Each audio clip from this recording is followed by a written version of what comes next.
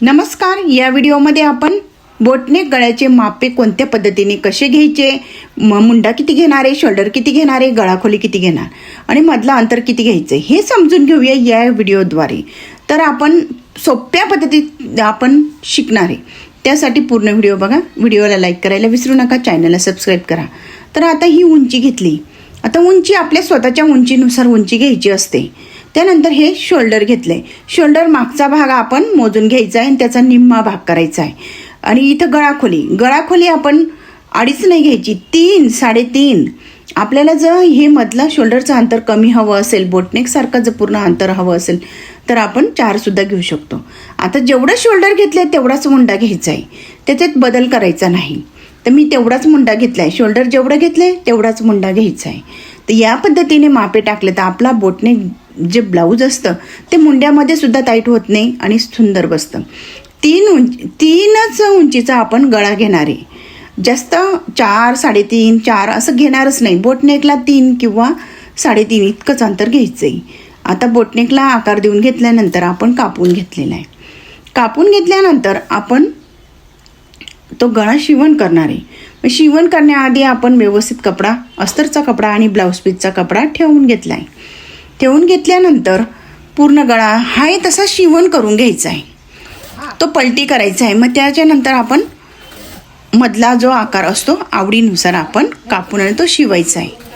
अगदी सोपी पद्धत आहे. बोटनेक गळा जर तुम्हाला चुकत असेल तर या पद्धतीने मापे टाकून बघा.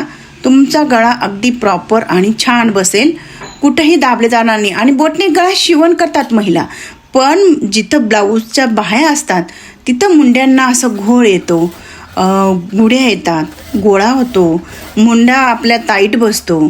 तर हे जे कारणे असतात ते बोटनेक गळ्यामध्ये खूप येत असतात. त्यासाठी याच पद्धतीने मापे घ्या. तो कुठेही चुकणार नाही, अगदी प्रॉपर असं अंगाला बसतं. तर आता हा गळा शिवण करून झालेला आहे. त्यानंतर आपण पलटीचा गळा म्हणजे मध्ये अस्तर घेतलं आहे, वरती ब्लाऊज पीसचा कपडा घेतला आहे आणि दाबटीप देऊन घेऊया. दाबटीप देताना तुम्हाला जर काही प्रॉब्लेम येत असेल तर तुम्ही प्रेस असते ती इस्त्री फिरवून घ्या आणि त्यानंतर दाबटीप द्या, म्हणजे एकसारखी अशी दाबटीप येते. जे नवीन शिकणारे असते त्यांनी प्रेस करून घ्या आणि मग दाबटीप द्यायची. आपला जो हा कपडा असतो ब्लाऊज पीसचा तो व्यवस्थित एका हाताने सरकून घ्यायचा आहे. आता ही पूर्ण दाबटीप देऊन झालेली आहे. हा बोटनेक गळा तयार झालेला आहे. तुम्हाला अंतर कमी हवं असेल तर 2.5 सुद्धा घेऊ शकता. आता हा आहे तसा अस्तर आणि ब्लाऊज पीस जोडून घ्यायचं आहे. 5 नंबरची टीप घालून घ्यायची. अगदी सोपी पद्धत आहे. बऱ्याच अडचणी येतात बोटनेक गळ्याला. अस्तरचा ब्लाऊज शिवण करताना सुद्धा खूप प्रॉब्लेम येतात. तर पूर्ण व्हिडिओ बघत जा. व्हिडिओ बघता व्हिडिओला लाईक करायला विसरू नका. चॅनलला अजूनही सबस्क्राईब केलं नसेल तर सबस्क्राईब करा, म्हणजे अगदी सोप्या पद्धतीत तुम्हाला ब्लाऊजबद्दल माहिती मिळेल. आता हा पूर्ण एक्स्ट्राचा कपडा असतो तो कापून घेतलेला आहे. कापून घेतल्यानंतर आपण जो मधला आकार, हा डिझाईन असते, मधल्या आकाराची डिझाईन असते, ती डिझाईन कोणत्या प्रकारे कशी आपण मापे घेऊन टाकणार आहे तर ते समजून घेऊया. तर आता अस्तर आणि ब्लाऊज पीस कपडा एकमेकावर ठेवून घेतला आहे. एकमेकावर ठेवून घेतल्यानंतर त्याचा मध्य करायचा आहे. मध्य आपण खडूने मार्किंग करून घेतली. घातल्यानंतर हे ब्लाऊज असं बसेल, म्हणजे त्या हिशोबानेच आपण मापे टाकायचे. जर खूपच बोटनेक गळा हवा असेल तर तुम्ही शोल्डरचं माप जास्त घ्या, 4 इंच घेतलं तरी चालेल. आता हा पेपर कॅनव्हास घेतला. पेपर कॅनव्हास आपल्याला किती उंचीचा गळा हवा आहे मधला तेवढा मोजून घ्यायचा आहे आणि मग तो पेपर कॅनव्हास काढून घेतला आहे. 1 इंच वरच्या बाजूने आणि 1 इंच खालच्या बाजूने असं अंतर सोडून द्यायचं आहे. आणि जे मधलं अंतर आहे ते आपण इथं गळा कापूया. आता 3.5 4 आपल्याला गळा किती मोठा हवा असेल त्यानुसार गळाखोलीचं माप घ्यायचं आहे. आता इथं गळाखोली म्हणजे चौकोन करून घेतला आहे. त्यानंतर मापे देणार आहे. मापे टाकल्यानंतर आता इथं मोजून घ्यायचं आहे आणि आपल्याला गळा कोणता हवा आहे, कशी डिझाईन हवी आहे ते आपण ठरवायचं आहे. आता इथं मी 1 इंच वरती घेतलेलं आहे, 1 किंवा 1.5 इंच. आता ही पट्टीने अंतर जोडून घेतले.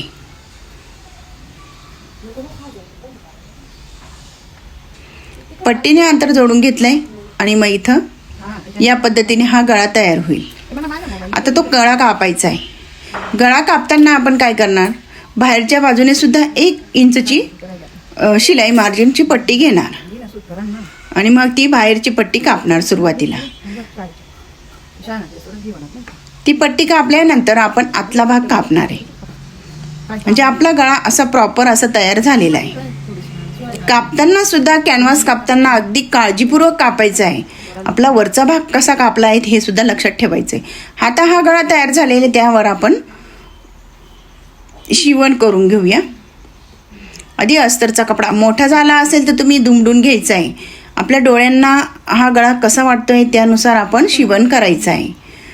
आता इथं मी अस्तरचा कपडा घेतला आहे, त्यानंतर पेपर कॅनव्हास ठेवला आहे. मग एकमेकाला हे जोडून पिनांनी पॅक केलेला आहे.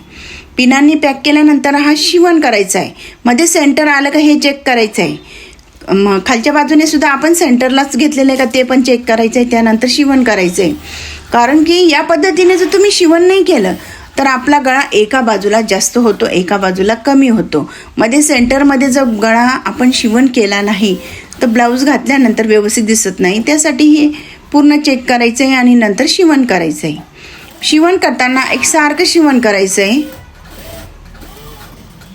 आता शिवण झालं आहे आपला गळा, त्यानंतर कापून घेऊया. पिना काढून घेतले.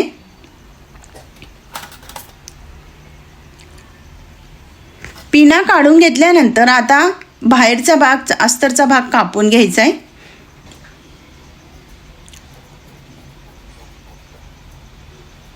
जो जास्तचा कपडा असतो तो कापून घ्यायचा आहे.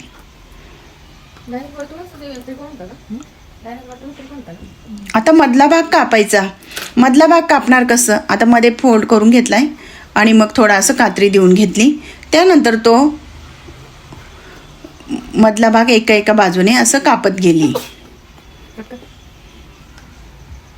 आता हा भाग कापून झालाय, टोकांना कात्री देऊन घेतली. मग शिवण करणार आहे. शिवण करताना हे टोकाला थोडं डबल टिप घालून घेतली. आता मध्ये अस्तरचा कपडा फोल्ड करून घेतलाय. मग तो शिवण करून घ्यायचा आहे. जे आपले कोणे असतात ते कोणे धारदार वस्तूने कोणे काढून घ्या. तर या पद्धतीने गळा तयार झाला आहे. तुम्हाला कसं वाटलं नक्की कळवा. धन्यवाद.